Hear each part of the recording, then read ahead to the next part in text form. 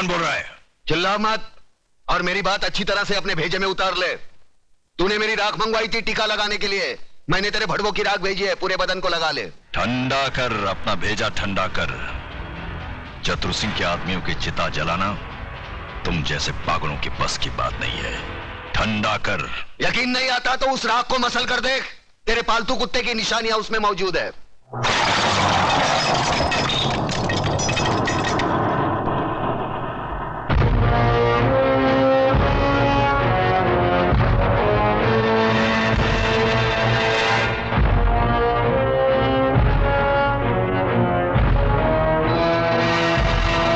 अबे हराम के, तूने जलती हुई आग में हाथ डाला है। हम तुम्हें ऐसे जलाएंगे कि तेरे चाहने वालों को गंगा में बहाने के लिए तेरी राख भी नसीब नहीं होगी। अरे मुझे जलाने की बात छोड़, मैं तो तुझे ऐसी मौत मारूंगा ना तो तुझे जमीन नसीब होगी ना आसमां। अतुल भाई, अतुल भाई, अतुल भाई गजब हो गया। अतुल भाई गजब हो गया। अतुल भाई बाहर आकर देखो तो सही। क्या हुआ कल्याण जी भाई? अरे क्या हुआ? क्या नोटिस लग गई, 24 घंटे में बस्ती खाली करनी पड़ेगी। बस्ती किसी की बाप की जागीर है कि खाली करनी पड़ेगी? खाली तो करनी पड़ेगी भाईजान, क्योंकि अब इस बस्ती का मालिक चतुर सिंह है। लक्ष्मीदास जी ने बस्ती बेच दी और नोटिस पढ़कर हम लोग आए हैं। अरे बाहर में क्या वो नोटिस और बाहर में क्या चतुर सिंह? मैं भी नोटिस फाड़ के चतुर सिंह की तो। नहीं अतुल, तुम ऐसा नहीं करोगे, इससे हमारा केस बिगड़ जाएगा।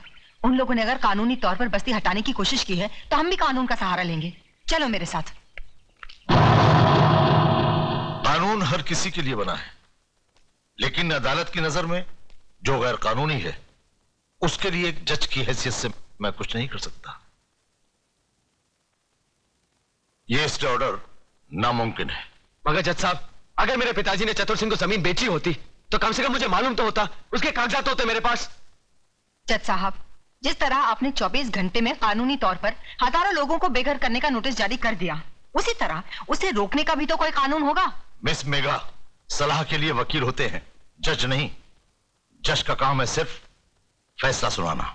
जानती हूँ जज साहब, अच्छी तरह जानती हूँ कि इस बार भी आपने पैसे खाकर बड़े होशियारी से शुक्रवार की शाम को यह फैसला सुना दिया। आज सैटरडे है, कल संडे और परसों नवरात्रि की छुट्टी। लेकिन इतना याद रखना जज साहब, ये जो गरीबों की बद्दुआएं और चीखें हैं ना, ये जाया नहीं जाती। और जब ऊपर वाला अपना फैसला सुनाएगा तुम भी बच नहीं पाओगे।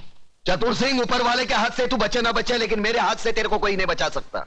अगर एक बाप की औलाद है तो एक बार मेरे सामने आकर दिखा। तू भौंकता बहुत है आराम के, और भौंकने वाले कुत्ते हमें पसंद नहीं।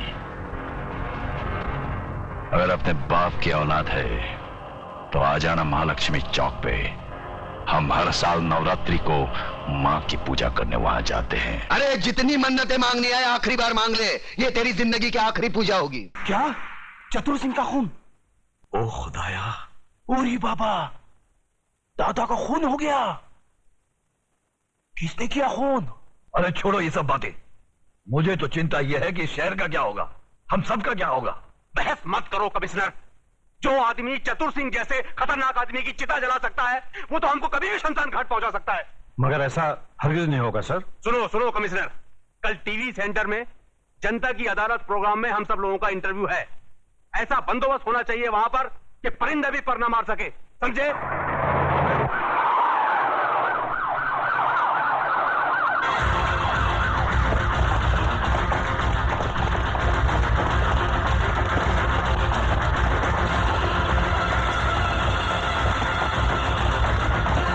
कादर, तो इधर है ना? Yes sir. पांडु, जरा पीछे रहे। आज जनता की अदालत में जनता के सामने जनता के प्रतिनिधि मंत्री श्री बबन राव देशमुख, विपक्ष के नेता श्री चंद्रसेन आजाद, कानून के रक्षक इंस्पेक्टर सत्यवादी दुबे, न्यायमूर्ति श्री हुक्म अली जाबिर तथा इस शहर के सबसे बड़े बिल्डर मिस्टर योगराज अपराधी के रूप में यहाँ मौजूद हैं। इन सब पर यह आरोप लगाया गया है कि शहर में जो हाल ही में दंगे फसाद हुए हैं, जो हत्याएं हुई थी, वो सब इनकी मिलीभगत थी। क्या ये सच है देशमुख जी? लोग आजकल राजनीति को, कानून को और पुलिस को गांधी जी के 3 बंदर कहते हैं। वो बंदर जिनके सामने सब कुछ होते हुए भी न कुछ सुनते हैं, न देखते हैं और न कुछ कहते हैं। देखिए साहब, हमारे यहां लोकशाही है और लोकशाही में हर किसी को कुछ भी पूछने का और कहने का पूरा अधिकार होता है। मैं आपकी इस बात से बिल्कुल सहमत नहीं हूं। अगर ऐसा होता तो दूसरे राज्यों की तुलना में हमारे राज्य में चारों ओर इतनी शांति कभी नहीं होती। अगर चारों ओर शांति होती तो पिछले दिनों हमारे शहर में जो दंगे हुए वो क्यों होते? साहब, ये सब विदेशी ताकतों का हाथ है, क्या करें। देखिए मंत्री जी, जब भी देश में कोई विपत्ति आती है तो हर मंत्री का आप ही जैसा जवाब होता है कि इसमें विदेशी ताकत का हाथ है। अब पिछले दिनों जो भूकंप हुआ था, क्या इसमें भी विदेशी ताकत का हाथ था? Order order, please maintain the silence. पर लोग तो कहते हैं कि इस विपत्ति में आपके साथ विपक्ष के नेता चंद्रसेन जी का भी हाथ था और पांव भी था। जी, ये सब बकवास है, इसको हम नहीं मानता है। अरे हमारा पक्ष का सिद्धांत अलग है, इसका पक्ष का सिद्धांत अलग है।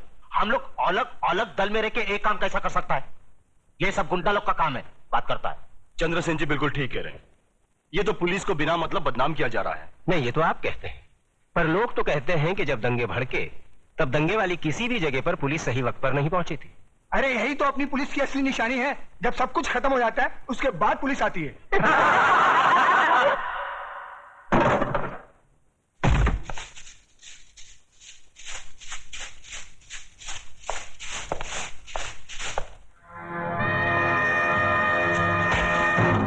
यही तो रोना है कि लोग हमें गलत समझते हैं।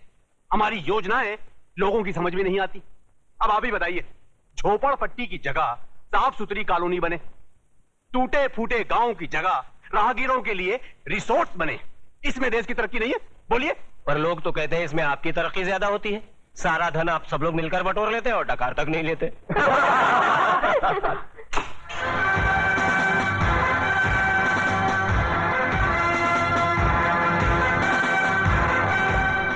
नेताजी और पुलिस वाले ने तो अपनी सफाई पेश कर दी। अब जज साहब, आप और योगराज जी अपनी सफाई में कुछ पेश करना चाहेंगे? ऐसे मामलों में लोग अगर कानून के रखवालों पर शक करने लगे तो फिर सफाई में कुछ कहना क्या? देखिए, हम ठहरे व्यापारी लोग, हम अपने धंधे में गुंडों का साथ नहीं लेते। गुंडों का साथ आजकल कौन नहीं लेता योगराज जी? अब तो माफिया वाले भी राजनीति में उतर आए हैं और आजकल नेता लोग भी अपने क्रिमिनल रिकॉर्ड की बुनियाद पर ही चुने जाते हैं। क्यों देशमुख जी, आप तो नेता बनने से पहले दमन से चांदी की स्मगलिंग क्या करते थे? देखिए देखिए, ये मुझ पर झूठा बेकार का इल्जाम लगाया गया है। नहीं, आप स्मगलिंग करते थे या नहीं करते थे? बस। वैसे मैं भी इस बात को नहीं मानता, क्योंकि हर बड़े नेता को बदनाम करने के लिए लोग कुछ भी बोलते हैं। क्यों चंद्रसेन जी? एकदम सच बोलता है। आपके हर सवाल का मैं एक ही जवाब दूंगा कि अगर जनता की नजर में हम गुनहगार हैं तो फिर जनता खामोश क्यों है? बोलिए, क्यों हमें पिछले 15 साल से इस राज्य में चुनाव जिता रही है? जज साहब, हम पर लगाए गए सारे इल्जाम बेबुनियाद हैं। हमारी सफाई में मेरा यही जवाब है। अब फैसला आपके और जनता के हाथ में है, सुनाइए। अरे असली अदालत आज तक हमारे खिलाफ फैसला नहीं सुना सकी तो ये जनता की अदालत क्या खास सुनाएगी? देशमुख, तुम कभी कभी सच बोलता है।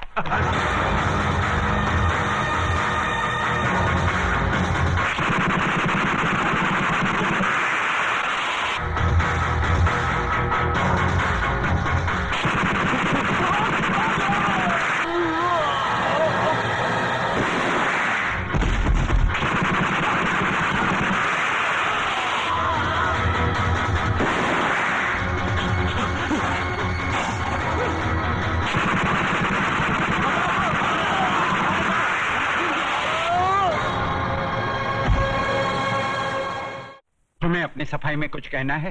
क्या कहना? जो करना था कर दिया, जो किया वो सोच समझ कर किया। अब कहना आपको है। फैसला सुना दीजिए, मुझे मंजूर है।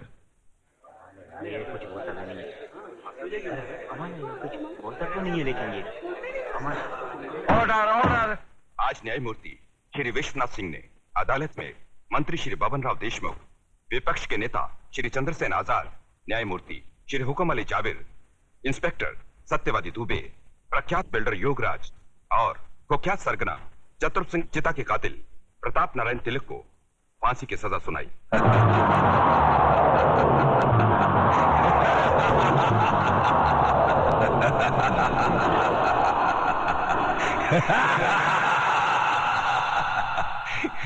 जिंदा आदमी के खून के इल्जाम में फांसी की सजा।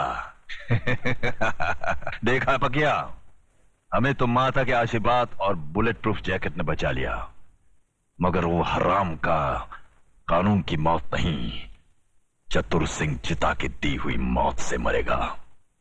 पता करो कौन से जेल में है।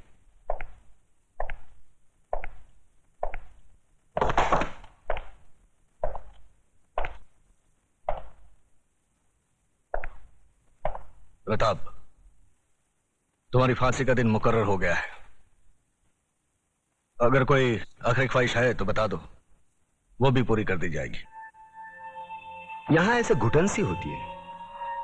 मैं इन 4 दीवारियों में मरना नहीं चाहता। मुझे वहीं फांसी दे दो, क्रांति मैदान में, सबके सामने, जहां से इस देश में क्रांति की शुरुआत हुई थी। यहां ऐसे मरो तो जरा ज्यादा मरो, इतना सा मरने से क्या फायदा। सर, प्रताप से कोई मिलने आया है, मिलने दो।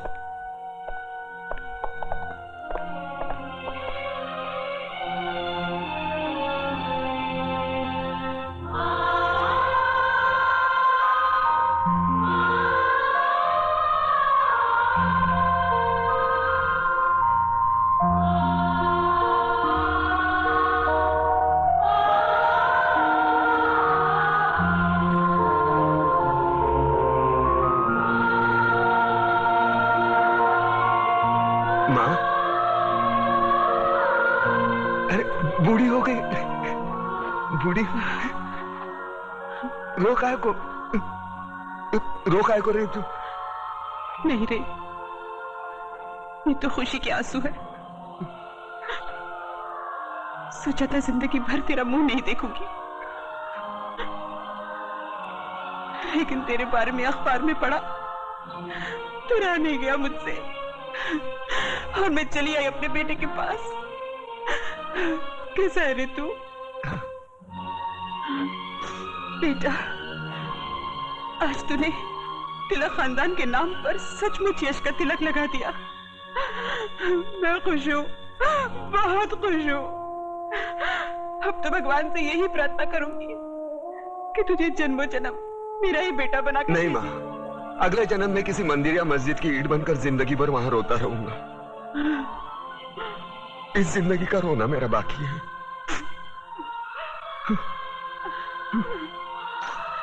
दुख सिर्फ इस बात का है, मैं तेरे लिए कुछ कर नहीं सका। नहीं बेटा, तूने बहुत कुछ किया, मुझे सब कुछ मिल गया। तेरे दादाजी की आत्मा को भी शांति मिल गई। बस अफसोस एक ही बात का रहेगा कि तिलक खानदान का दिया जलाने वाला कोई नहीं रहेगा, कोई नहीं रहेगा।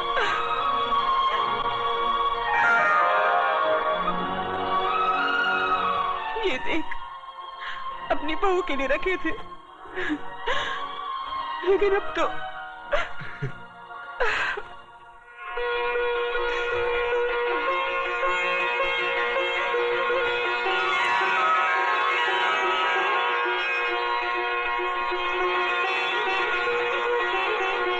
माँ, ये कलम वाली बाई मेघा लिखती है, एक दिन के लिए हमारे खानदान की बहू बनेगी। सोच ले।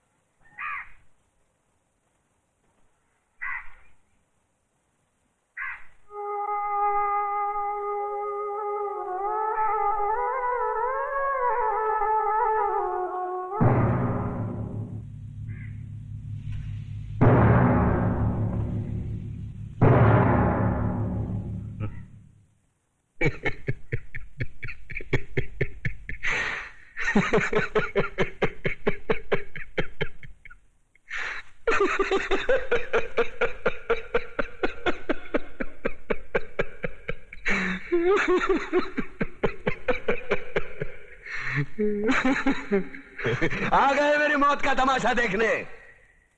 अब मुझे लटका देंगे, जुबान ऐसी बाहर आएगी, आंखें बाहर आएगी। थोड़ी देर लटकता रहूंगा, फिर ये मेरा भाई मुझे नीचे उतार देगा, फिर आप चर्चा करते घर चले जाओगे, खाना खाओगे, सो जाओगे।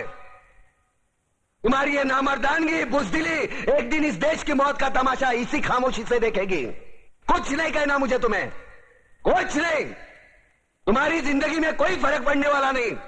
अंधेरे में रहने की आदत पड़ी है तुमको, गुलामी करने की आदत पड़ी है। पहले राजा महाराजाओं की गुलामी की, फिर अंग्रेजों की, अब चंद गद्दार नेताओं की और गुंडों की। धर्म के नाम पर ये तुम्हें बहकाते हैं, तुम एक दूसरे के गले काट रहे हो। काटो काटो। ऊपर वाला भी ऊपर से देखता होगा तो उसे शर्म आती होगी, सोचता होगा मैंने सबसे खूबसूरत चीज बनाई थी, इंसान। इंसान नीचे देखा तो सब कीड़े बन गए, कीड़े। कीड़े रेंगते रहो, सटते रहो और मरो। आए और गए, खेल खत्म। क्यों जिए मालूम नहीं, क्यों मरे मालूम नहीं। कलम वाली बाई क्रांति लाना चाहती थी, कलम के जोर पर काले वर्तमान को खत्म करना चाहती थी। कौन समझा उसकी बात को? सब साले मुर्दे, जिंदा लाशें। किसे जगाती वो? मैं जाग गया, कुछ अच्छा काम करके जा रहा हूं, सुकून है। लेकिन ध्यान में रखना, तुम्हारी ये खामोशी कल तुम्हारे बच्चों के लिए रोना बन जाएगी। ये कानून वाले, वर्दी वाले नेता, इन्होंने अपना ईमान बेच दिया। एक दूसरे को जलाते वक्त तुम्हारा ईमान कहा गया था, भाड़ में।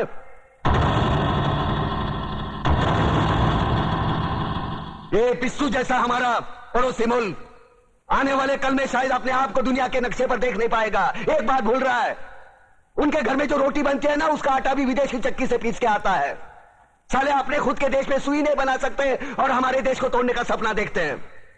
वो ये सपना देख सकते हैं क्योंकि उन्हें मालूम है ये मुर्दों का देश है। वतन के लिए किसी को कोई हमदर्दी नहीं है। इसे तोड़ना बिल्कुल आसान है। मैं हिंदू, मैं मुसलमान, मैं सिख, मैं फलाना, मैं ढिमका। एक लाठी को तो कोई भी तोड़ सकता है, लेकिन लाठी के भारे को तोड़ना मुश्किल है। मैंने बचपन में पढ़ा था, स्कूल में, तीसरी में। मैं क्यों समझा रहा हूं तुमको, क्यों समझा रहा हूं? पागल हूं मैं, भूसा भरा पड़ा है मेरे दिमाग में। क्यों बातें कर रहा हूं इन पत्थरों से? हंसो हंसो, खुशियां मनाओ। क्रांति की राह पर एक और कुत्ते की मौत मरने जा रहा है, कल कोई और मरेगा, हमें क्या? हम इसी तरह जीते रहेंगे, है ना? जियो भाई जियो, जैसे चाहिए वैसे जियो। मैं हिजड़े की जिंदगी जीना नहीं चाहता। ए ला, चल चल ला।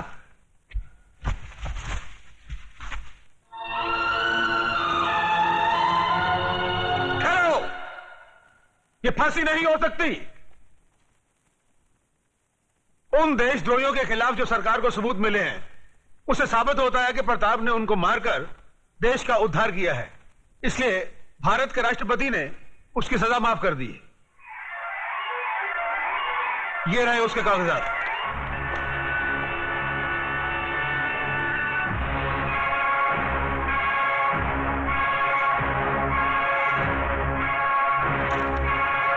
रोक दीजिए फांसी।